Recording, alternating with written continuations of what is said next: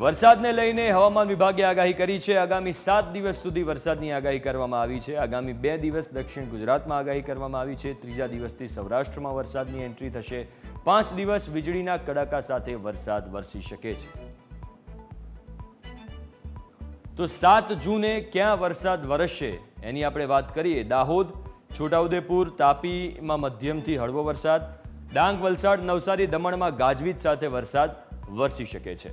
આ સિવાય 8 જૂનની ક્યાં ક્યાં આગાહી કરવામાં આવી છે એની વાત કરીએ તો રાજ્યમાં હળવાથી મધ્યમ વરસાદની આગાહી છે। પંચમહાલ, નર્મદા, નવસારીમાં વરસાદ વરસી શકે। તાપી, ડાંગ, વલસાડ, દમણમાં વરસાદની આગાહી છે। દાહોદ, છોટાઉદેપુર, દાદરાનગર હવેલીમાં પણ વરસાદ વરસશે।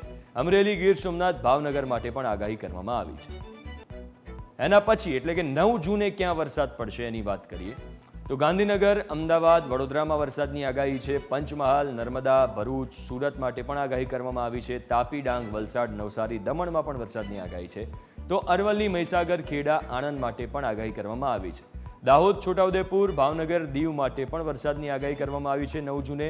તો જૂનાગઢ, અમરેલી અને ગીર સોમનાથમાં પણ વરસાદની આગાહી કરવામાં આવી છે। એટલે કે ધીરે ધીરે જેમ જેમ ચોમાસું આગળ વધી રહ્યું છે એમ દક્ષિણથી શરૂ થઈને મધ્ય અને પછી ઉત્તર બાજુ પણ ચોમાસું આગળ વધશે। 10 જૂનની જો વાત કરીએ તો 10 જૂને મોટા ભાગના વિસ્તારોમાં વરસાદની આગાહી કરવામાં આવી છે।